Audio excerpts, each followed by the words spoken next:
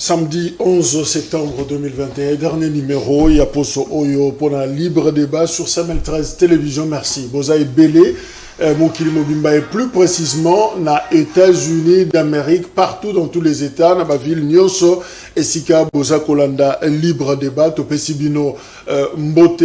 C'est vrai que les États-Unis, les lots, Baza, commémorer les attentats il y a 11 septembre, et voilà, nous sommes ensemble, na Bino.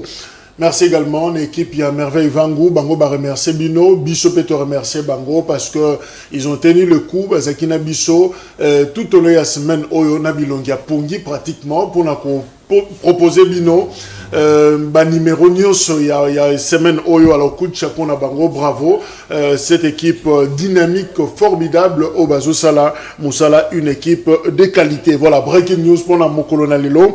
D'abord, cette information, il y a Côte d'Ivoire, Charles Konan Bani, Azali, Premier ministre, il y a Kala, il y a Côte d'Ivoire, Akoufa Gilobi, parce que problème respiratoire et dérangé, Covid-19.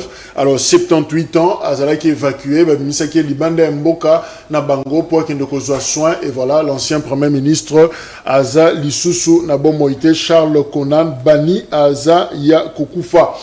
Et deuxième information, Tozu, en gros, on vient de l'apprendre, Balobi. Ancien gouverneur, il y a Congo central, Atoumatoubouana, Bamoniye na frontière. Il y a Lufu à Zobima, donc à Kelibanda, facilité par une députée provinciale, il y a Congo central, mais aussi l'administrateur, il y a marché à Lufu. Bangonde va faciliter Kobimawana. Alors, c'est une information à prendre sous réserve, justement, parce que c'est un creuser, vérifier l'information.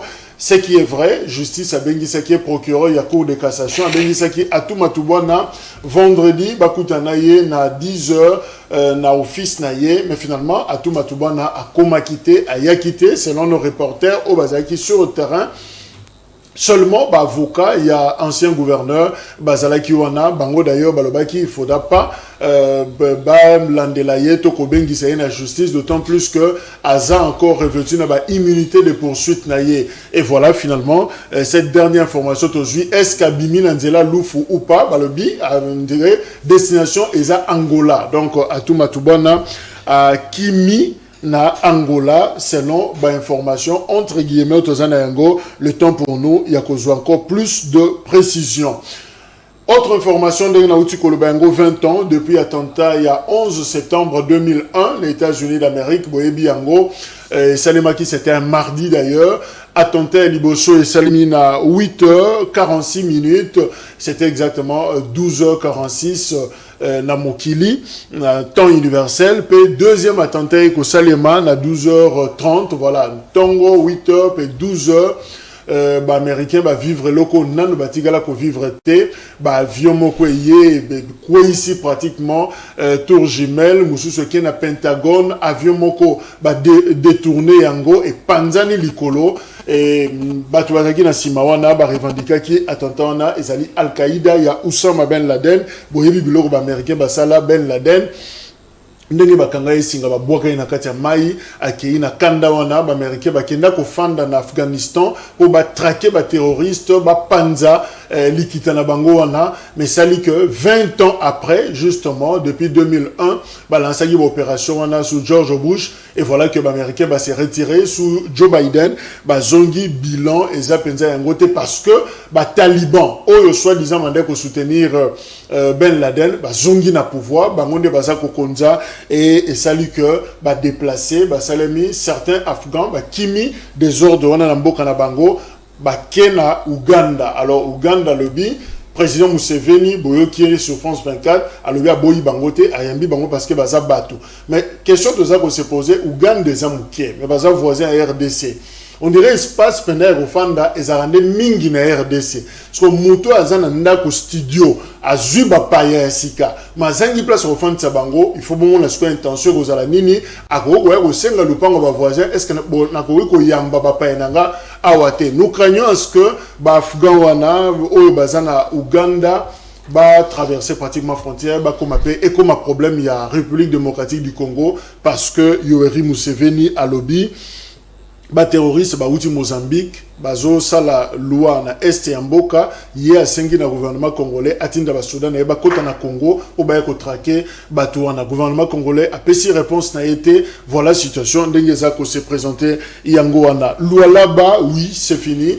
Richard Mouyej a sauté, a déchu na charge na ya gouverneur, ya province, ya là-bas, ba député provincial ba se prononcer qui lobby l'Assemblée provinciale, 11 élus ba lobby pour oui, na départ il y a Richard Mouyej bazala qui 17 na kati ya salle, alors 11 bandimi départ na ye et voilà situation eza na niveau na niveau wana. Président et Assemblée provinciale, il y a là-bas, Louis Kamweni Tumbu Alobi. Justement, Longoli, Richard Mouyej, parce que les observations, il y a IGF, inspecteur général des finances, et c'est là qui gravissime.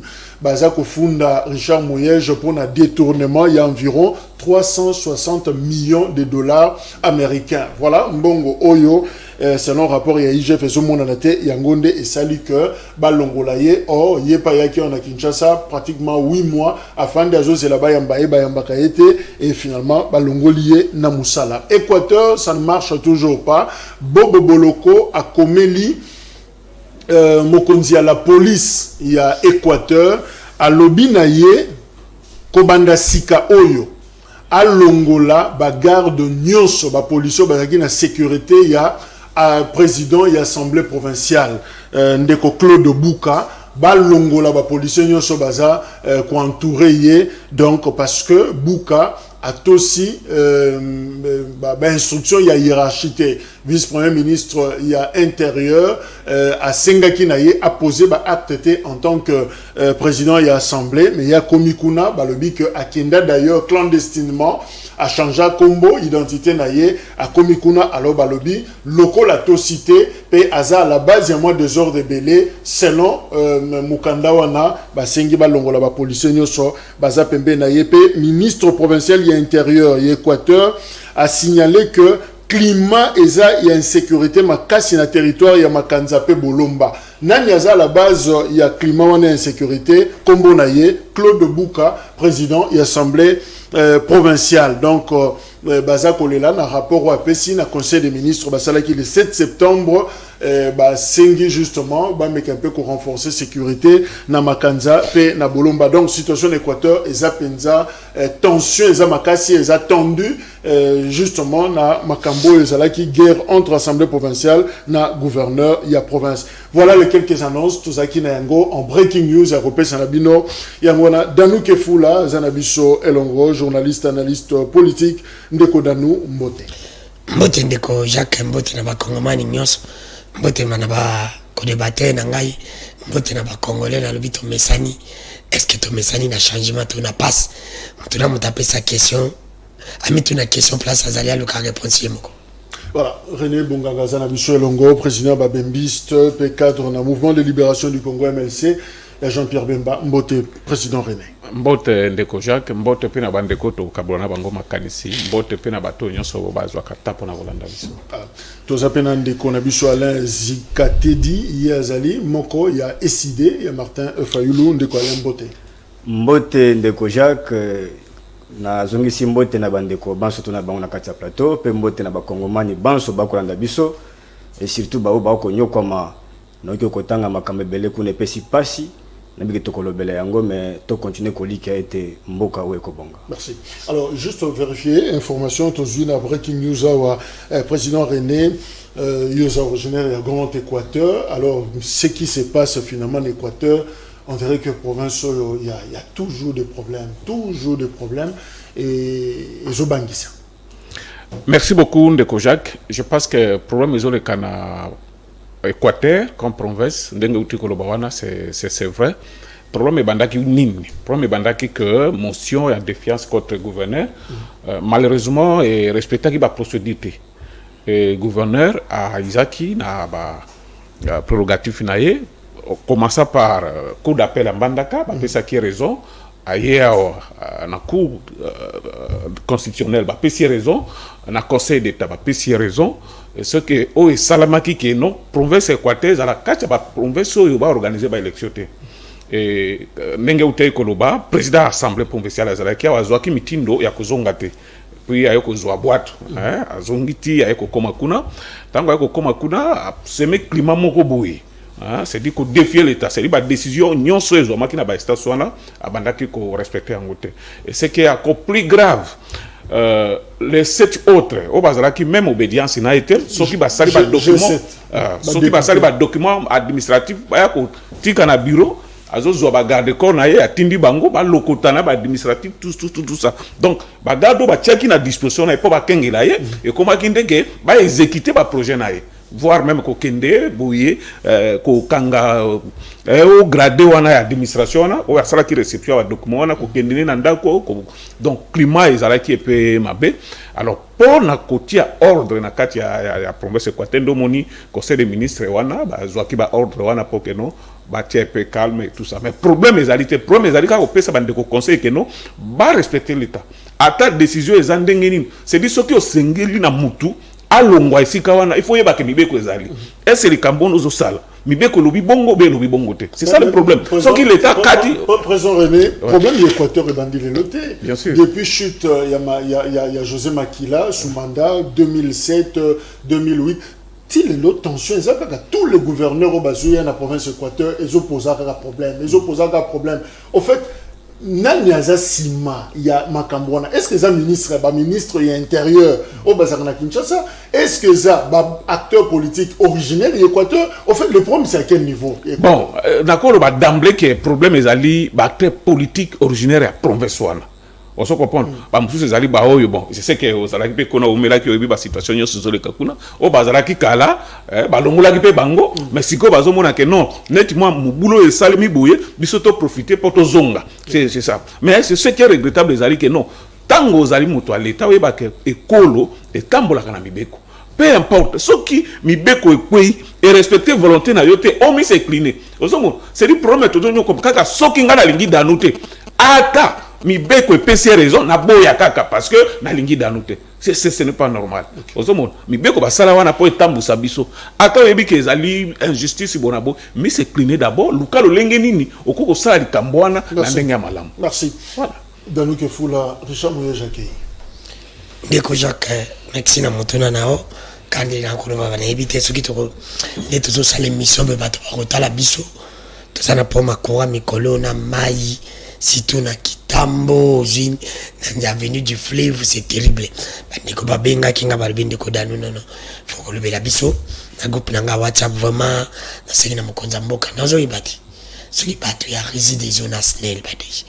Okolongo la bangote. Nga na senga réforme osala na côté ya réside zone snel parce que batu baza ko souffrir na courant na mai. Yo mtu ila ba modèle ça, c'était mo yo mtu falo 600 pour le moment. Parce que Kabila zati. Orité nyonso ya Kabila silisa makambo yo tolonga na papa soki te tokoloba nde yo nde na oloba mikolo ndeko Jacques mulima seliba ezalaka te mulima chômage ezalaka te mulima seliba na chômage comme na ndeko Tulombo ezaba pasteur nde bakosa biso na évangile loko ina oloba ke bato ba mimboko ezaba tombali ezaba pasteur na ba politicien bandeko na ngari ne ba politicien baza mitemo mabe ba politicien mboko na papa ya fanja ba nyeso ba politicien baza mitema mabe koleka bango na ba pasteur bato ba mimboko oyebielo moko na vana kende la Bible nous dit la séparation est biblique mais ce qui n'est pas biblique c'est la division ngana yona ndeko ngene toko kabana na biso to kabani yo ki côté ngana ki côté mais la séparation la division toko sala ngote mais ba politicien bazo la biso division oyo basala nzamba sala ta musala nzamba so ba l'église na moto c'est comme nene ba kabana basala la séparation c'est division ba kabani na solo bakuta na raté et ça n'est pas politicien. Est-ce que vous comprenez que les policiers ont une division? Non, c'est ça, bon, dans une temps qu'on analyse. Dans la bilan, on va s'en la question Richard Mouye, je n'ai pas parce que c'est déjà signalé. Oui, dans son pourquoi? Dans les locaux, on va s'en la bilan.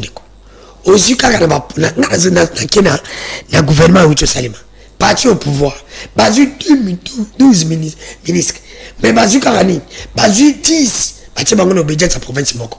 Ni balé mais ça partir mon nene na mboka na ngani tina nguki na mai ndombe bazana batebele mais kuna rien mais bazu 10 ministres ba pesi na province moko ozi mamo ya komi na gouverneur à banque na lobe on a conditionné a ucho sala moi assainissement mukie la banque.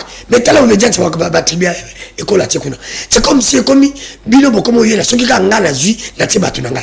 Oh, on est même sur la vie. Il y a un gros même, ma biso, le loco, on va aller à Sala. Il y a Congolité. Congolité, quand il y a la bisoni. C'est pas division. Et c'est la séparation de division. Et quand il y a la division, il y a un moment qui a dit qu'on analyse les hommes, bah, politiciens, n'a pas passé, bah, ça va, donc, bah, moment beaucoup. Par contre, tu vas bon parce que la division, au moins, que non, Congolité, on a sauvé un gars, Merci. C'est pour te dire que non, Mbokoyo, n'a évité tribalisme, oui, tribu, oui, mais tribalisme est au bout. Merci. Et puis, oui, Peut-être analyse pour Richard Mouyej rapidement parce qu'il faut te évoluer. Pour Richard Mouyej, je ne connais pas, il n'a pas le mot na lobby. Bateau a pouvoir pour ça la vision au monde. Éviter, est-ce qu'il y a un déco Félix? Nous sommes à tout le monde. N'andimite que Isayo, mais c'est ça bateau na yo. Nous sommes à la vie, tête il a un Isayo moko. Parce que si on est simbi bakolo bayo, si on est simbité bakolo ba payer. Kakayo. Alors, le col les a cosimbaté le bongi ça ici. Pourquoi on a commandé déjà? Tu peux te mouiller à Zaka. Ça n'est plus de 8 mois. L'introduction a eu le bien à Black News là. Mais pourquoi pas Bafunda qui mouillage? Ah ouais, j'ai fait là qui était qui mouillage. Oh ya parce que Bazar Kotia le bon conditionné. Vous avez il y a des détournements en temps. Il y a qu'à au se justifie. Mouillage anga za bataille na be prévu tala ndi babenga ki à toi au soit disait le bibé la conditionné. Pas parce que ma casse ba ya kan. O le bibé la conditionné ba yo ki ke o yo ki en tant que journaliste ngaza nini? Abimi. Alors, est-ce que babenga ki mouillage ndi babenga ki atu? Atu ba yo ki babengi. Est-ce que babengi mouillage ya boko ya? El ba yo ki ke mouillage alinga zonga. Nde ba fondé eloko wana ndeko na yebi nanga mouillage te pona mboko e ba beti ku wana mabe na ko senga la ministre ndenga sali na makambo itali Équateur po Équateur na minazo bana na condition ba meke ministre azumzagi bobo ko ndira basambela na église boko mais là on a confirmé te pona ndeko Jacques na sanza que journaliste et là on a confirmé te pona ni pourquoi parce que bobo bolo kazana Équateur nani ministre kaza awa mais ministre asambela ka awa église basambela ya mulili be ya moi comment ministre c'est pour te dire que ça m'a et puis makala mboko c'est pour dire que ne ministre asala ki na makambo o etali Équateur na kondima pe ministre soki azana bosolo pe bosembo ayena droiture o etali il faut ça de la loi mouillage il faut azonga ba benga yende na ijefa soki azana ayibi na le bon conditionné 360 millions de dollars aya pe azana droit ya ko pesa ba moyen de défense soki te akoyi na o wana tomona ngoko benga na lobaka soki mouillage akoyi il faut fifa koya parce que fifa na mouillage babimi na nzungu moko la manzungu moko ante makoso na madesu. Mais la vérité, c'est que ceux qui gouvernent à Kouy, gouvernement ils a démissionné. Ouais. Je crois que c'est comme ça que ça va se passer. Il faut baser la élection au Ekosalema, Banumisa, Bakambi, Yassika. Deux sujets pour Namokona Lelo, Yaliboso, pétition contre Christophe Mboso Kodia Puanga. Président, il y a Assemblée nationale, on en parle, 98 signatures déjà, Adrien Poba à l'Obi Azui. Puis deuxième sujet, Torozoatin Kolobelango, non, marche à la Mouka et Kosalemate le 15 septembre, c'est-à-dire mercredi prochain. Ainsi, on a décidé, le numéro 1, il y a Kinshasa, Gentini Ngobila, raison Covid-19, moyens athées parce que contamination Gogo Salima pendant marche. On a plusieurs réactions et Tokozo Péton et Akolobelango, la deuxième position. Alors, première chose, la pétition contre Christophe Mboso, Boebi que Mboso Kodia, Yé, Azali, c'est un évendage déjà, Yé Aza, président de l'Assemblée nationale depuis le 3 février 2021, originaire, il y a Bandundu, Kwango, Kasongodinga.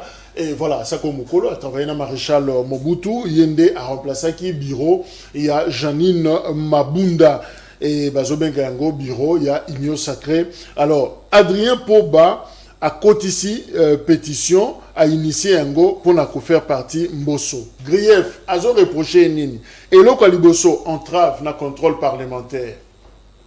Mboso Azo empêché le député Bassa Moussa na bango ya contrôle, Moussa Nyoso Batikeli Yango IGF. Deuxièmement, blocage des initiatives des élus. Ce qui est initiative, moko eye ba député ba pesi likanisi moko ba sale loko mboso afandeli yango na kiti. Troisièmement, apesa ba député ba parole te na plénière et puis azo gangela bango muso alobaki gangela bango kwa bana kata makambo na kata tika biloko na zonga na place lo kende ko fanda.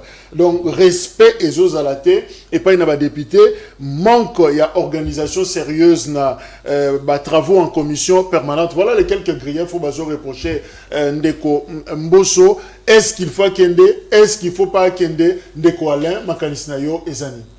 Merci Ndeko Jacques, mais ambona ya nolayo tika ete nazongela moke ata moi moke ko permettre que zatara pour frauduleux qui vous de l'autre côté. Ndeko Dani azoko belo komo kwa wa ya mai Danu ke fula merci les kambwa mai tango tozo sabino ke bato bako kamba mboka bazola kisa inopportunisme bande ko caractériser bango yango commission de compétences boko ndimate.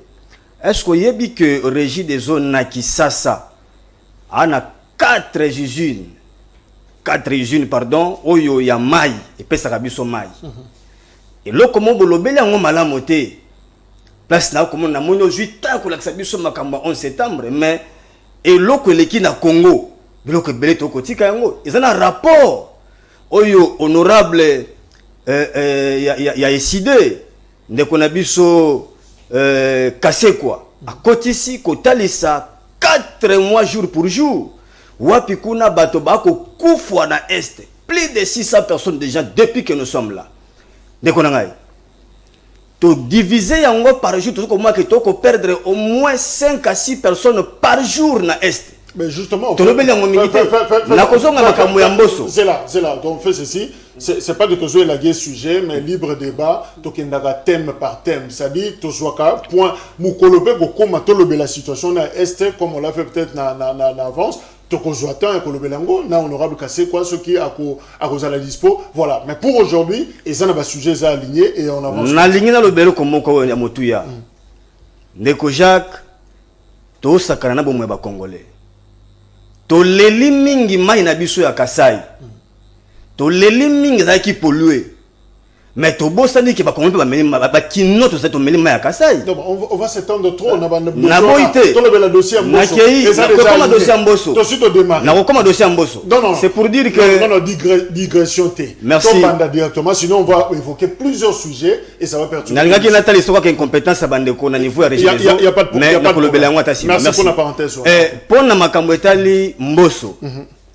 Yeba kende ko Chilombo a trouvé moto oyo akosunga ye. Akokisa mosala kaniko sala. Mosala mwezali nini? Ndeko Chilombo a constaté qu'il a échoué lamentablement. A utilisé bateau oyo atoko beba kaporo na ye entre autres Ndeko Mbosso. Pona kosunga ye akende ko accomplir tâche ya kopesa bateau kete soki akokana kosala makambo te suite ya bateau boyi. Bateau za Mbosso bana ndenge nini? Ndeko Mbosso akei kokende ko restreindre ozali bongo prérogative parlementaire ou pesa mi prendre ndeko na biso ba député. Nyoso na prendre ezali po ba vanter mosala ya IGF. Comment obeti makambo ya ndeko na biso Richard Muyej? Motoya wa 8 mois de gouverneur ou azali gouverneur la province ayena kisasa 8 mois boyamba kaete posa la nini. Boyoko bimisela ndeko lelo to komi komona moto lokola IGF a komi zushi. Yeso ko jeu information. O memi yango biso to boité information c'est une ressource. O memi yango e pa ya bato esengeli ba memalika mondenge longo bani bazushi. Bangonde bazali censé kolobake iyo moto boya yiba kito moto boya yiba kite. Okoyipe komi kosa na banquette na yo. Mais le lenge nini yoko yo bandi ko yemba yango. E ba o ba censé ko sala contrôle auto bi contrôle parlementaire. Bokei ko botu na bango ba prérogative wana. Nyoso ezali pona nini? Po ba lakisa biso ete mosala ko salama. Nena ko bisa ndeko no musota ba économique. Politique ya ndeko Chilombo ezali lokola mwa moke oyo Sarkozy salaka na France. Ayebi ke makambo ya ko sala ko simba te. Akomi ko lancer bino ba sujet moko ya débat. A bombarder bino makamba soso. A bombarder bino makamba chef. Abombarder bino matuba na kimi. Donc nyoso ezali nini azoko benda conscience na bino bokele ko réfléchir sur la vraie gestion T. Alors pour nous tout comme on yango déjà que tozali na versant ozo permettre na biso to ke na libula mabe. Donc Mbosso c'est quelqu'un au babengi lokola caporal ya Ndeko Chilombo oyo aye asunga ye nakokende kobongisela ye mosala moke na otali bongo échec pata o asidi kozwa na mandat. Merci. Alors ndeko René, est-ce que justement oyeza coup politique te pour Namboso ndeko Alain Benguié caporal ou peut-être soldat, il y a union sacrée de la nation, bien na union sacrée.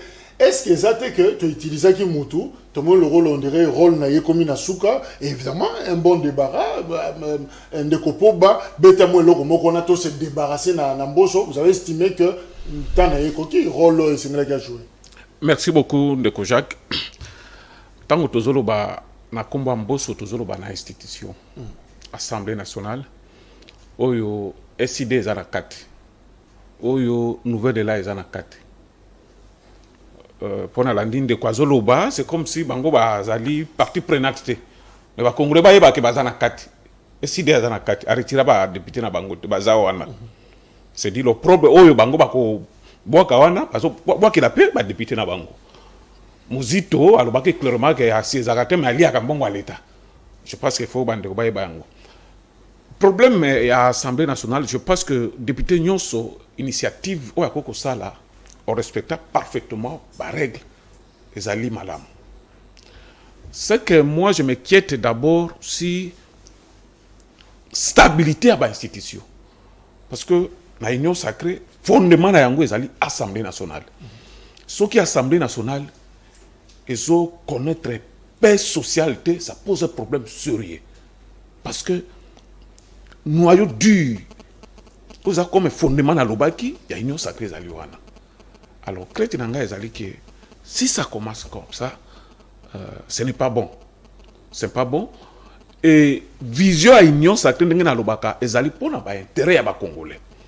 Donc, ce qui va grief on a bazolo bezali, solo que mboso azo sala yango, c'est regrettable. Eza bien te. Alors, comme manière nini, à quoi arranger. Donc, je ne peux pas condamner pourquoi ba sala bongo bonaboy, mais ba luka ba sala oyo ezali pour n'a intérêt à Congolais. Parce que ce qui bah, changement chaque fois en Assemblée nationale, donc stabilité qu'on a la tête. Et puis pays qu'on décolle bien. Pour l'intérêt des Congolais, Mboso qui est de Batiké. Que là, il ne faut pas perdre sa temps. Parce que, exact, tu dis que le Makambo ya Mouyezia, que Balongoli kuna bayoki na noté. Nazalaka trop sceptique. Kaka tango likambo salmi to tirer conclusion non, je me réserve un peu. Je pense que Mboso aussi a droit à se défendre. Pour kaka pas Balongoli était. Bah, passer à lobby et tout ça, ce qu'elles arrivent vrai. Alors on va décider. Alors, dans nous, justement, où est la deuxième pétition contre Christophe Mboso, moi, que j'ai dit en avril déjà, côté là qui est en gros, ce côté là, grief, et ça pratiquement même ma camp. Oyo, député, il y a PPRD, abandé qu'on reprochait Namboso, kaka yango déjà, eza kozonga. Mais, Willy Bolio, est-ce que majorité au pouvoir, ton assemblée, où ils ont constitué l'union sacrée, bako protéger Mboso, ton deuxième pétition, où il y a Adrien Poba et qu'on a emporté. Ndeko Jacques, journaliste, mexina motuna na motuna moro, ya maele mingi mituna na, mais avant de répondre na website ndeko na ngai, alobi makambo ya IGF te, IGF aza na compétence ya banzunzi te. IGF soka sali nini na ye asali bankenti na isili akopesa ngo na présidence. Na présidence nde bakoluka bazuzu nde bapesi yembala mo azana droite ya kokata ngo epa bazuzu fala pesa nde na présidence bakotinde pa bazuzu poza la malamu mingi iza azande na obedience wana. Alors ndeko na nga moni makambo yo iza kotala na makambo ya IGF na makambo yo lobi ya Mboso. Ndeko Jacques salinga passer pe n'a pas de chance. Nazo ebisa ndeko na ngai René na lingaka mingi. Ebisa Mbemba na Moïse balongwa na union sacrée. Il faut quitter la chose avant que la chose puisse. Mbemba na Moïse balongwa na union sacrée. Nzambe. Elo mo malongi bima na te. Nazo soli kamba solo. Oyebi bato, oyebi tala ndeko Jacques tongezoni na mutu. Oyebi so balongo limboso. Ezaka nde basali yo atu ba sise yo pour pouvoir ya bato ba ndingo. Ba olandaka mambo Kabila salaki. Tamaka Kabila no sabiso. Abendi on ndeko Jacques pano. Sise. Na pesa mata sisa. Tanda sisa o mzuzu nani. Oya zaki na biso na kanal kino là. J'aime la miga. C'est une faction. Non, toi évolue. Mais ça reste un peu tendance. Abenda sisi. Ozu vient na toma. Ba wa zaka so ba sisi après e ba tika obungi. Ba engwa ke balungwa na emetie ba koma. C'est pour que on dirait pouvoir aux en place bandoko IDPS bazola ndaka même milokolo. Oya e baza on peut ça ba couper Kabila. Ba couper Kabila na nyonso na ba point na ba fiki. Pourquoi dans le bango ndeko Jacques Mbosso même makambo. Ce qui Mbosso a longwe. C'est pour te dire que il nous s'attend couver. Pourquoi on va la majorité? Batu bataki Mbosso Mbosso amutaki wapi? Mbosso sali transhumance sans comme kuna ndeni. Mais ce qui Mbosso alonga c'est pour dire que Mbosso to lembi yo o to pesa ko mission sanini suka na wana kende. Et bon Mbosso asali musala. Balongo li bon basusu. Nazo sande ko Tshilombo président de la République. Nazo bononde bato balinga ba disque yo. Talande balinga ba kosao. E balinga ba kosona ba Mbosso yo. Tanko neza koleka. Est-ce que peuple congolais a besoin de Longola Mbosso? Peuple congolais a besoin de l'IPL et qui est équitable. Congolais maïs à la misaleya. Moulima célébrer longa, moulima Salomon et longwa. Moulima chômage et longwa de Kojak. Donc comme on a collé à bien, on a besoin de Mbosso longwate. Mais on bête à Mbosso wana. Mbongo utambola. Parce que ngana solution que peuple, on est à ba cop na bango. Ou bien aller à Mbosso, ou bien aller à Ndekoti Lombo. Bon. Il y a pas député. On va dans la guine nommé acheter. Et là, comme mon camarade, il a dit que le débit, il fallait panzanayer parlement. Alors, à panzer 2023, il y a des moutons. On a la paix, ça va proposition 2020. Parce que la biloko, on dit c'est population. Biloko, on est au matin. Des bandes au matin. Au but, on a les lots. Mais quand on sommes à mayonnaise, à monnaie, maillot, nous sommes à combien 8500. 8500 mayonnaise. Nous avons 8500. Et ça, mon gars, on l'a dit. Tant de biloko, ce qu'on a biloko, wana zande ko fonga mate kangami wana ramba longolite et peuple en comme en 2023 tali angolo bani ndeko Tshilombo passe ya Congo comme on ndeko Tshilombo ba blocage yo nyose salima na Équateur na lolaba awa comme on ndeko Tshilombo pour ce que bongi baloba ba kisi ba bien de vieux toujours voyager moi esengo ndeko ko na uti voyage est-ce que batengo comme ministre wana économique ka Fatibe kaye ce que nyonso ko sala ya ona lobina mbemba ata bo bongi ndeko Félix ata bo sala nyonso na mui so qui Félix a reçu le mandat n'est pas que le babino coûté pas que le babeto bon ça la idée quand ne pas ça bamboso mais au moins ce qui est vrai pépé dans le bel papier patamuki pépé au so sali nyonso o eza carré ya vina mo pépé mboso ti on a lui eza faction pépé au so sali carré ya vina yo nyonso ko le koso komi pardon zala quand même modèle Kabila bima na fenêtre pas zala comme modèle yo zo quand même occasion ce qui m'a kambo ba ko le beza yo bongisa au moins bato ba mona ke ba longola na vérité ou ke ba longolinga pour na vérité mais ba longolanga pour na biki na sali mabe et makamba bi même ce qui biso to moni mais nzambo yo sambila conscience na yo kozana nyonso me lifelo kana moto. Voilà, député AFDC Léon Nembalemba y est d'ailleurs semaine passée à Lobina Mbosso, cette assemblée nationale ne t'appartient pas, elle n'est pas ton fait privé. Comme ça, à Lobby, le président y a assemblé. Alors, Ndeko Alain, finalement, Makamyo Soiseau reproché à Christophe Mbosso. Est-ce qu'il y a un problème, il y a qui pépé, n'engé d'anna za koloba, âge 79 ans. Est-ce qu'il y a un problème, il y a balobi bazo mon anakati na ye, moi ba sekel il y a maréchal Mobutu, c'est-à-dire dictature, et ça moi makasi. Toi il y a quelqu'un, oh il y a peut-être déphasé s'il faut comparer na Janine Mabunda parce que balongola qui Mabunda pour pas remplacer na mutu malamu, oh il y a Mbosso mais lelo finalement bazo mon que changement mo salamité. Et ça nini au fait les le capa de Mbosso. On a vu comment Akata député Ados Nomba si maloba na plénière ça député il y a la Mouka. Alors comment expliquer ça finalement? Ndeko Jacques na otu ko ebisa yo awa. D'abord na bongisa mokie maloba ya Ndeko René ya koloba ete bilan parlementaire to kabola yango ensemble.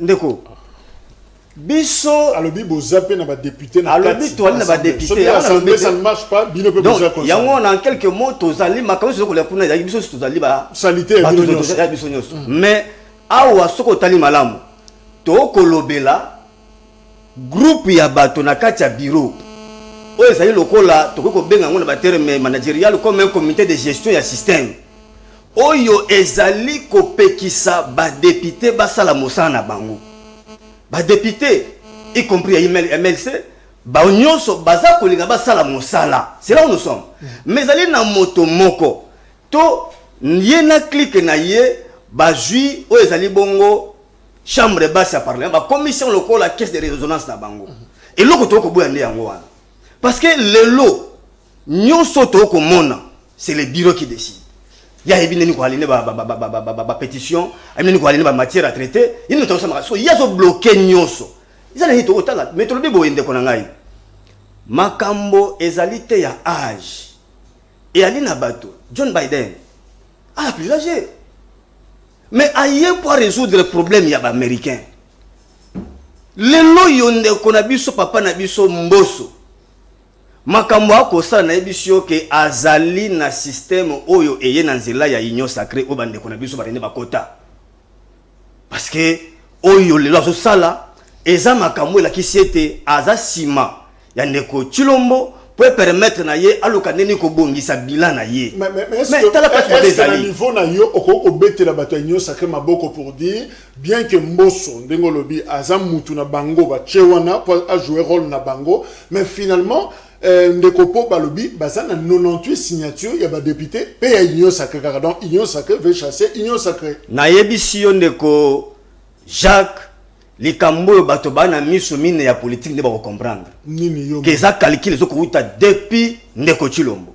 ya nini ezali pona koloka ko justifier makambo toke na mapona mipene toke kina malembe ba ko benda biso ngonga oyebiete budget d'abord il y a 2021 ou est-ce 2020 ezali ki na nyamu poser la voter toko kende kala mingi te na session parlementaire budgétaire pardon oyo toko za la peine à risque toke na pays et risque za na sans budget ne awo to sito tia miso po la biso ndambo akota moke moke na prix pour la élection balingi ba lancer les biso sous makamusu za nini pétition contre Mbosso. À quelques jours, il y a rentrée parlementaire. Donc, ils ont dit pour bango. Balingi ba kende ko bimisa la biso sujet ezali autre d'actualité. Des distractions. Des distractions totales de ko mema biso na ko benda maponami. Donc pona bandeko to ko ebisa bilo déjà que calcul na bango eza wanate. Ba otala ne loko za liboso ezali maponami. Comment ko luka ko kima yango moni ba ko luka ba bimisa biso ba sujet oyo e ko permettre na bango sanini ba benda ngo. Mais biso to bi ko qualité. D'accord, ne poto succès na dossier on a est-ce que ça peut une discipline était na union sacrée ngo ya bino yo on fait des choses est-ce que bemba yebi ke ba longola Mbosso ça se passe quand même dans la famille non ezate mutu moko ka bimi azui na FCC zaki boité un député en élection libre ba osala makam na bango et ça engage toute une famille est-ce que bozo zo attend bozo na instance bo fandaka bo traiter ka ba problème non atezo beta na coin oh il faut quand même boyer bengo en interne. Merci beaucoup Ndeko Jacques mais nanga kina idée muninga nanga ya comprendre très bien que nalobaki likambo bilate pour façon bandai kolobela c'est comme si bazo fait partie na assemblée wanate je voulais rappeler tout simplement que non bazana ba représentant là c'est clair et puis que ça là critique si l'Assemblée nationale ou ba député faut tenir compte de deux documents la constitution et le règlement d'ordre intérieur na ba institution wana donc au ko reprocher ba tout que ba dérouter on se réfère à des documents na uti koloba wana ngai na pesi raison na député wana ezali droit na ye règlement d'ordre intérieur tout comme constitution est autorisé à sala yango on comprend mais eloko na lobi ke to ko pe ko tirer conclusion te que Mbosso a sali mabe il faut ba yo ka payer donc ba respecter procédure et là on a zolo ba yango wana mais na loba ki pe inquiétude na ngai comme mutu ya union sacrée ezali que non ce qui est bandi bouillé, stabilité na Assemblée nationale, ce qui est ça pose problème. Mais est-ce que vous avez bayango c'est ça. Avant de démarrer l'action, c'est pour vous dire que les dénominateurs communs, il y a union sacrée zali, bah intérêt à peuple congolais. La conscience na biso ezali qui est tout quoi CDT. Ce n'est pas dire que ce qui est là que je salamabe, to kunda yango net plateforme monsieur zala. Non.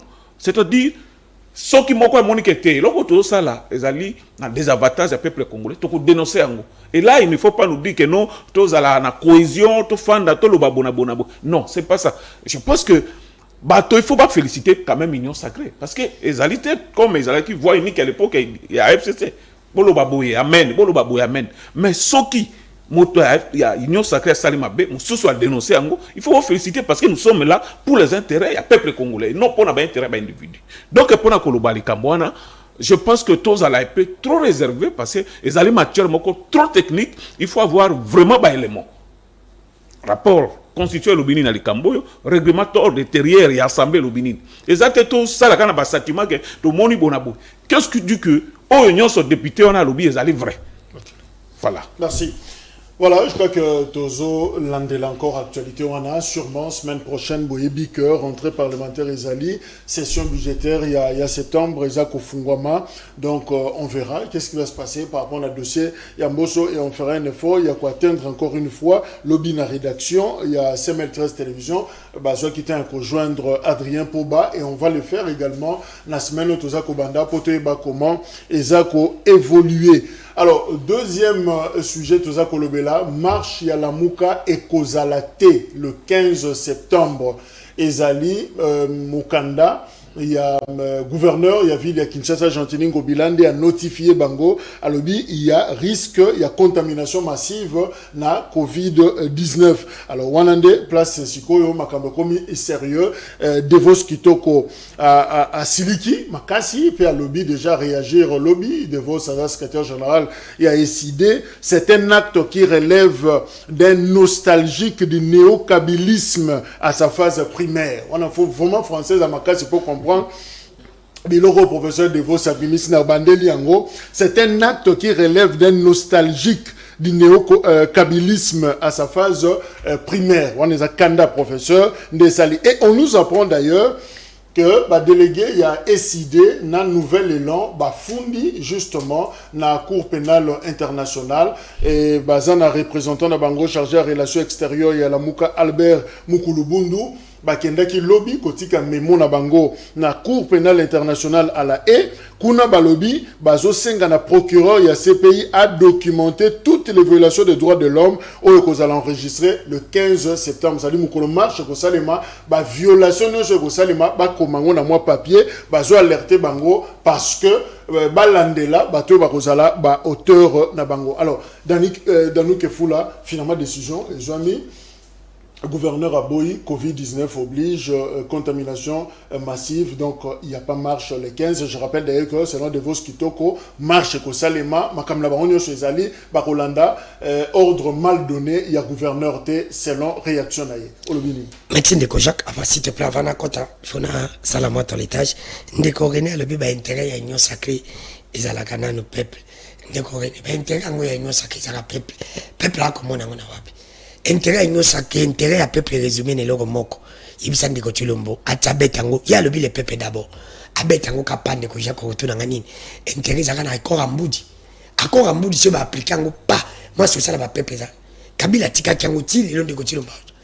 On a intérêt à peuple za peuple ndiko tulombo. Parce que soit tika appliquer akora mbudi on a solution ko za ba soldat sale. On a tellement vie sociale comment. Pour na beta okara. Tabilo musa beta okara. Et ça, il y a salaire, il y a ancien président de Corée. Salaire, on a un bon billet, billet, on va foutre à Kabila. C'est à cause d'un gouvernement, on va première nécessité. Non, pas l'ongola, là, bazar est sacré, majorité. Bazar est sacré, bazar est majorité. Pas qu'on change à go. Pour l'intérêt à peuple habité, on appelle nos anciens présidents. Bon, on a des unité de Kojak. Kabila, on a des unité. Félix, il n'y a pas aux anciens, aux angles, tant d'habitants encore. Voilà le peuple d'abord. Aïe le bisu soa. Oh. Et vision na bango ya et comment ils ont sacré ils ont malam parce que c'est mon talobi ma beyeuse ko donner c'est oui de coréné mais boza ko munta ko dénoncer est-ce que obi kenga en tant que journaliste d'investigation yo ba uso que ba prompt na parti na bino so a émission thème de ko jak ngana yebe mais là oui ngana le ba polo ni babi soit déjà à critiquer parce qu'elle ba la vérité ba moi fundi parce que le président a quand même un mois de démocratie. Il a une vidéo. Ce que le président a qualité mais il a du problème. C'est pour te dire que ce que le babo solo, est-ce que ce qui me déco, me dénoncer, est-ce que dénoncer pour bango pas qu'on dénoncer même bâtiment pas qu'on dénoncer dans ça union sacré. Est-ce que dénoncer pour l'intérêt à peuple? Il y a quand dit que ce balongo limboso. Et ça pour l'intérêt à peuple. Balongo c'est pas une balongo lambos parti ou aller ringuer sur bâtiment na ba ba bike tant comme le l'élection va sambongo. Ba ko chamuta ine pesa. Et ça pour l'intérêt à peuple. Balingi ka ba chama kamuna ba olinga peuple mo ka zokaka pouvoir comme ka ya bango wala netu ko télé. C'est dans notre basculer. Deuxième sujet. Pour na makamotali la mokandi ko Jacques. Ndeko daluna yeto akuswana. Nepso na Robert a René Zawana de Kulangaza. Na Robert au Jacques. Pour bandima na Robert Bassan. Batika biso loto. Mais so René au Kanga da Lutika. Na Robert Zaka na beta. Pour bandima la muga ngwaza kana bato. Azaka bena bato te batika inasa. Soko moni mutaulo ba pemingi botika ina. Batika la muka mashi. Soko atondisi bato te bolo moni ti. Bo bande oganga to tike bino. Mais soki bakati bango. La muka urubani omoni bo banga kiti. Tonga to bimisa batabu kukaiti. Est-ce que Covid nguzaka na la muka? Ban manifestation to salimawa au secrétaire général IDP sakendeka na bandu ne para bisi belawa atambole belé la muka zaki awa mtu ya nani ya matena ni secrétaire général bao tete o ya nini ya isi pate ya mujitu ya mujitu Blanchard Mungoma uto tambola ni kwatera kuna mapona Blanchard baloba ite kena Covid zaki mais kama Monica March clin d'œil na Blanchard Mungoma azobala lelo clin d'œil na mama Vanessa Bompemo voilà yo mo abali na opposition abali na opposition alors oui mais nazo le bakama kama nazo le bandeko ndeko yo mo abali na opposition c'est pour te dire que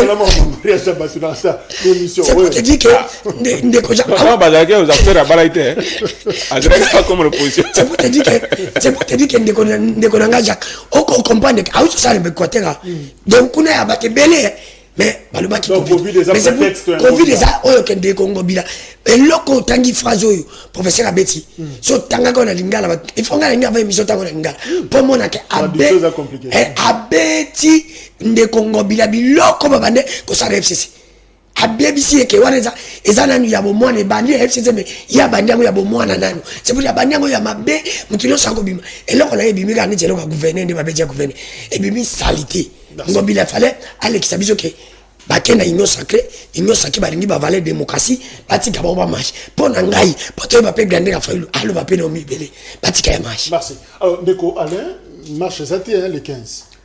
Ndeko Jacques rectificatif. Marche ezali pe ekozala. Omonaki lettre gouverneur Ndeko Jacques nalina yebisa yo boyi yambona kende kolimbo na lingala makambo noso le professeur parce que wana lobi wana c'est une sommité scientifique pour na kolimbo la makambo na ye pour ça na entendement ezali bongo ya science tozali na régime ya autorisation T article 28 ya constitution na biso toyebi yango malamu ete ezopekisa tokende na kokende kozwa o ezali bongo makambo pesa na ngama BP to appliquer yango tokondima soko mokete ndeko na biso o ezali bongo ngobila makambo lobi na 26 baso ebisa biso makambo régime d'information article la manifestation non se salami net au salama manifestation publique yo sengeli okoma mokanda otineli autorité urbaine opesi mokanda oyebisi ye azwa makoki a organiser na commanda ya ville ba organiser ba conditions o ezali bongo ya sécurité pa ba assurer sécurité na bino mais ne le pas eza kosenga autorisation et pas ya moto biso tolobi boyi to tosaki mobeko likonzi to komela kinde Congo bila na nzela ya professeur de Vos Kitoko na Blanchard Mungoma les deux secrétaires généraux ya nouvelle là na ya décidé to komeli to informer to bande kozela ayebisa ndeko na biso kasongo baluka bandeni ba organiser pour na ko sécuriser biso yango tozozela soki ya boyi na ye nous allons nous prendre en charge. À prendre acte. Nous allons na information. Tous na biso na posa ya acte na yete. Biso to bi ke to informa ki est déjà. To suki wana. Azwa biso pour na ko sécuriser ou pas. Non. État biso te. Ndeko ça évolue moké. C'est vrai la dimension pédagogique aussi. Ça évolue moké ndeko cha. Oza maloba non zongela yo. Bino bosengi, bopesi information na gouverneur. To sengi te, to informer. Na bongisi. Bopesi information na gouverneur que tout ça na marche le 15. Gouverneur a sali Mukanda a notifié bino a lobi oui na moni Mukanda na bino dépolitisation aseni non a tricherie non a glissement a rappelé yango na lettre na ye to moni yango da yebiso be to tangi yango mais na suka lobi na ba instruction ya ba konti ya likolo pe na orientation ya OMS Organisation mondiale de la santé baboyi makama ba troupement wana parce que go ma contamination massive pona yango kobanga COVID-19 marche wana moyena pesa bino ndingisa bosala yango ezate pona kobatela milimo ya bato siko mabezo za la wapi na lettre ndeko Jacques tout ce na lettre motune ezali moko aboyi d'abord lobi malamu information nazaki na ngote azui instruction ba konza likolo na ye bazali banani ndeko Chilombo amo kozina likolo donc ya pese mibeko ke marche sala mate Yami balé. Yami balé. Nous j'ai quand même évolué. Ndeko Jacques na wiki na monoko na yo. On a vu information na monoko na yo. Mo konzina ezali ndeko Chilombo. Oya boeli ye kibiso to marché te. O to marché na ye, o to telemena makambo ya néo-kabylisme, o to kolimbola. Ndeko nanga Jacques mi balé. Ba église ezoko sanga ndenge nini. Lelo yo ndeko Jacques na leki na Nyangwe. Na leki na Lingwala, na leki na Matonge. Na leki na Kimbuta. Na leki na Kapela. Mais c'est grave. Bafungola ba bar déjà. Ndeko Jacques. Bar kune zali magino madawi diolingite. Ndeko Jacques. Wana contamination ezate. Kende na 10e rue. N'esplanade wana. Kuna contamination ezalakate. Biso tolobi bakoko na biso bapesa bomwenda bango pona Congo. To ali ba umbote. 2 poids 2 mesures pana biso ekoleka te. Bango na barene bonganga. Bayebisa biso ke nanya tikali su kuna tozwa bato na biso. Bon bango bazo da bato na bango. Parce que première vague kozwa bato na bango ezaki da IDPS na ndeko Kamere. Deuxième vague ezalaki ndeko Matungulu. Troisième vague ezalaki oya bandeko na biso René Bonganga na ndeko Kabila ni Katumbi. Mais tout cas presque coquille vide to barena coquille mozali creux. Mais batika biso de batika biso bon mbusa tozaka yazaka na ye moi mutadendaka kwa kenda na pe to moka na été on na tangi pedate. Donc biso to lobi ke to na biso na mototé. Batika biso batala so to na mototé. Ezako banga to lobi boyi. Néocolonialisme wana. Et il y a 2 concepts oyo professeur asangisi. Néo nouveau. Na kabylisme. Donc ezakisi que bato yo bayeko bazala kata système le tobite bo santé za bana continuité. Ya makamo kabila ndeko sala. Bazali oyo bazali ba nouveau na kati ya mulimo wa kabila yo kabila na nyoko libiso. Ki kabila ya sika yo pino ibuza oza interprète solo. Ki kabila ya sika mais ezane bandeli. Et la phrase moko embryonnaire. Oyo bomba kusani ni ba ko meka. Mais baye bake autre temps, autre mers. Biso lobi que marche le 15 septembre ezali. Oya koya koluka pe atia nyamu. CPI on les a rébellioté. To lobi rébellioté. To ko sala yango parce que article 64 et pas biso ordre wana. Les a rébellioté. To ko telemela moto so alingi ko zwa pouvoir à Congo na makasa comme ça moya ye. CPI to kei. Poto yebisa bango. Otambola. Yo yebike ndeko Kabila. Akendaka CPI nanzila ya senase le onde ko na biso bemba akenda ko se retrouver kuna bakamebele to yebaki salamaka biso to ke de manière officielle to yebisa bango bino boko tala bakambo ko na Congo makama 11 septembre awa boko betela ngo makelele est bato bako kufa bolobi akelo côté to ali banyamate oya ko simba to yebi lelo ko na Congo policier ba pesi ordre akomi motomoko o akuna gâchette facile. Soki bakobeta biso makila na biso ekotanga makila esengeli évangile lelo esengeli to biso bandeko oyo bakoma utiliser Karine ana boloko bayeba que makamo selekaka nalinga ko répéter mingi phrase oyo tout cool tout passe bien le demain babosa na yango teke to continue yango biso pona biso marche ezali to kokende ko ezala intimidé na mutu moko mabete pona kolobela yango justement stratégie. Alors ndeko René Bobandi ki Kabila sika. Merci ndeko Jacques. Je pense que ça engage que moi. Nous allons contre que ba pekisa initiative union so motalingi a revendiqué droit nae. Ça c'est clair. Mais nazana moi mal roba belé koloba sur ba initiative wana. Mars objectif nangweza nini et tout ça là cahier de charges na bango. Je pense que nazalaki d'abord convaincu nangote parce que est-ce que Félix Elobaye que à dépasser délai à l'élection parce que le glissement. Jusque là, résumé et ça dans nos déclarations mon côté glissement. Non à glissement, non à fraude, dépolitisation. Voilà. Est-ce qu'il y a une phrase contraire à Bilokwana ou ils ont dit mais tant que politique, on comprendre que les tandems là, ils ont la difficulté depuis l'Union sacrée et Bandi parce que ceux qui bande bien, ils ont un discours il y a vérité désir, ne pas batika qui wana. Deuxième discours na bango ezalaki que c'est Kabila qui dirige, on a fait et continue à malette. Alors, mon aïe pas le cas moi positionnement moko boye pour bazal. Imaginez pas tout bazo kende na CP ningo uti ko lubawana. Obi tindingo zo lubawana o raisonner na noti ba ke ko sala ni parce que mission à CP ezali précise.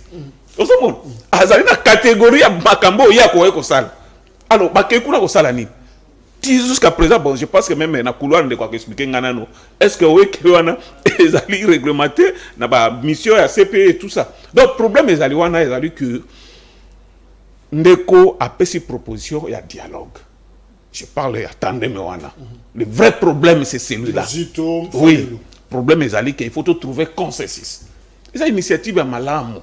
Ata ayeko ndima yango na sima po yebi tango ava union sacrée salema yebi ke ba bengaki mutu nyonso ye bandai ko sala boye tout ça mais il se rendait compte que non asala ki erreur yango na zomona zoluka dialogue salema pour consensus et zouama c'est ça le vrai problème ko kende bona bo non nakolo bana likambo ke non nazali contre likambo tango la tisi ambition na ke non René émission ngeza ali 3 minutes na lobi pas question ozomona mais ba biloko bango batangi wana que ce soit président de la République, que ce soit gouvernement actuel, et l'obi ni makamba glissement, et l'obi te makambo ya tricherie, et l'obi te makambo ya bonabo. Pourquoi précipitation? Donc le vrai problème, c'est que bâti à pression pour dialogue et salema, hein, bana mai, bami se retrouver dans cadre pour ba ko sutuka na retard. C'est ça le vrai problème. Alors de Kodano, c'est vrai, bras de fer finalement Ezali entre la Mouka na Gentini Ngobila, marche Zate, marche Kozala. Finalement, selon Ndeko René, le vrai problème, il y a tandem Mozito Fayulu et Zandé Dialogue, Bazo Luka, alors finalement, comment trancher la situation? Parce que lobby déjà semaine en Wezo Bandal, lundi, mardi, mercredi, rentrée parlementaire et paille, en même temps, marche à la Mouka, interdit, tout pas interdit. Qu'est-ce qui va se passer? Ndeko Jacques Maxine a 2 minutes pour la clôturer dans l'émission. Elle gagne le bar, Ndeko Félix Bomona Ngamabi.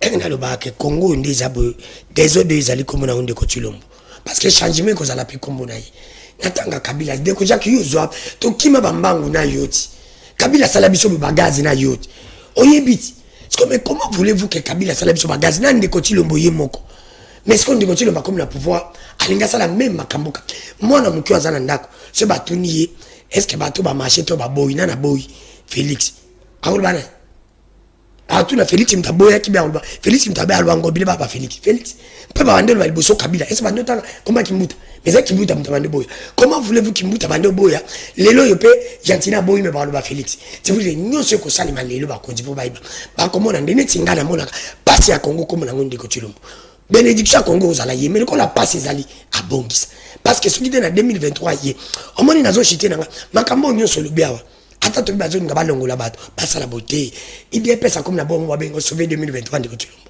bana debiloko ba longola bato nyeso bacha bato na ba pa bazo bongo sous finance mais ma belle ba ngaba chaka bato ko moko yango biso tozolo ba tribu 8 ba Elizabeth boy bazo on ne ko jako sala kimelo mo ibe mo ba bomba ke sko ba comme sacrifice pour pas mon kasala alors que papa na besoin tu peux pas la besoin ni ce ça ne bon na imsa de Kotulombo si beneza moko fa lutter même ba ke mo jité da vie ce salabato aluka bunga energie a pesa qui pona ko basculer azo majorité ati energie na pona social la peuple les a résumé les loko moko o Kabila ko qualité les a dialogue peut lembi pourquoi to lembi dialogue ba benga ka ba biso ba jeunesse o bi question de continuer comme ils avaient bino ba jeunesse o bunjawa mais ma pesa bino tari biso ba jeunesse ba pesa bino tari compasse bande ko rene ba politique bazo vimba lande ko lango ce dialogue ka bango na failu na ba ona ba mutite nde ba vive yo na journaliste on lobia pas mon merci.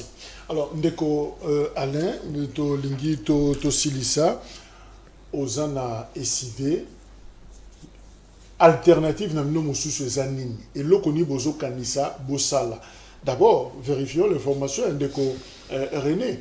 est-ce que ça vrai bosenga penda ya bino ya solo ya Fayulu na Muzito et des dialogues moins du dessous on peut pas kota ba se positionner na ba échéance ezakoya alors on peut pas pekisi est-ce que vous maintenez toujours position na bino que beaucoup tenir compte na instruction du gouverneur te beaucoup kita na balaba ndeko Jacques na comprenaka ndeko René Makasi ezali batu ba mesani na système moko boy oyebi toali na Congo ezaka na système moko ya définition péjorative ba concept nga na kokota na kata ba sémantique makasi te mais lelo na Congo soki ba olobela dialogue ba pesa biso impression que dialogue signifie partage des postes biso tolobi boy to koloba ngona ba itando ike nyoso toko kende jamais kofanda nande ko Chilombo ndeko Bemba et autres ba Congomani nyoso poto kabola poste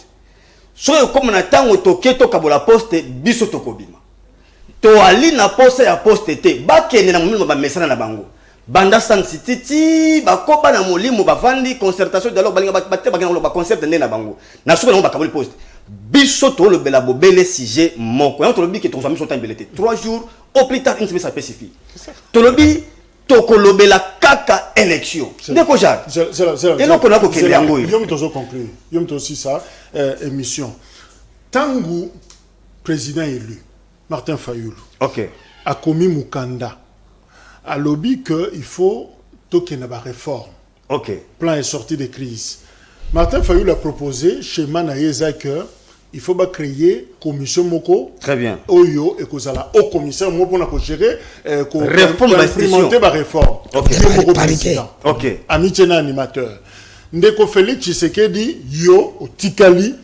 président de la République ça dit to maintenir jeu très bien to benga on y partage na kende boy ndeko Jacques na répondre à motuna na yo tozali na 2016 Tokei to komona d'abord il y a le na baksa bosani ndeko rina le mo ya solote tango akoloba était biso na ko répondre na motuna na ye rapidement na ko répondre akoloba était biso to aliba oyo to kendaki poto kito koloba to ba poste na kati makambo wana comment ça le président na biso zaki c'est lui qui portait le chapeau de la Muka c'est lui qui était le président élu dans l'élection 2018 alors au nom de la paix to lukato ti institution e ko permettre za lokwa sensa na tango ya ndeko na papa na biso Saint Sekedi et ça qui pour que le poste bon garder le poste et là qui poste mais eza poste oyo zali bureau ça on peut dire ça dans ce sens là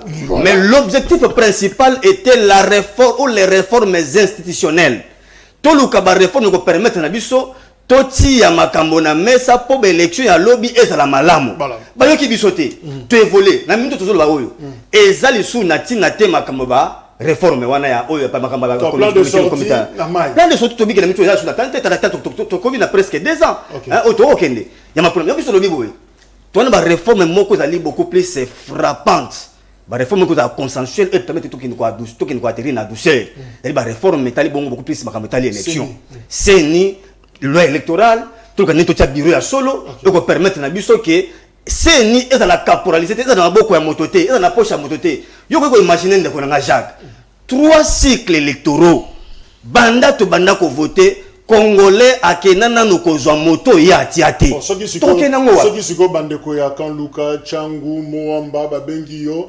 ndeko Alain position pour na mercredi ndeko Jacques d'ailleurs bakobenga te bayebi da makambo bayebi si babiki no oyo akondima biso to koka bango oyo akondima koboya kobima biso to kozoma makambo na mais donc ndenge zawana tous nos états majors a déjà mobilisé to zawana pona le 15 septembre monta koboya zalité biso baso na nzela to lobi to ko réclamer 3 choses ndeko rina bosa eloko mama le kutawa ndeko na ngayebi sanga to zena Kabila quel est le jour où Kabila nous a dit que a signé pour un glissement ezakawa to bandai ko mona yango na bilembo merci tonto moni bilembo to biki awa ya déjà une intention manifeste mabe pour que nous organiser l'élection et on to bibo que to so mon intention na ndeko Chilombo et sa bande tokondima yango te yango tobanda ko telemela yango wuta lelo si tokokoma na suka e makamole ko lekate allez essayer merci Nadano Kefula président Ngobaksani na ngina bakisa que ba alobi trop c'est belé il faut et ça moto ya poser makamole ya mwana ya solo ce qui est plus important na lobai que manifestation les un objectif moko arracher le dialogue. Heureusement andimi yango mais pour la faire poster andimi yango mais ezala mulaite ezala mukuse ezala ba poster non Martin Faoul a raté na point A c'est quoi nga récupérer na point B plan B na yango wana c'est ça que le pays gagne de koja que lo tubinazolo bakaki no to la tribalisme ça ko ya petit à petit lentement sûrement 18h 21h rediffusion na CML13 télévision. Toza également disponible sur YouTube. Bobo Sanate ko s'abonner. Tous nos numéros et Zakuna. Et voilà, Bokolanda, émission Mokonalelo. Excellent week-end à tous. Rendez-vous semaine prochaine. Une nouvelle aventure. Clin d'œil encore une fois. Na Blanchard Mongoma. Vanessa Bompemo. Voilà, les Londe Bazako Balana. Et nous serons là pour honorer Bango. Au revoir.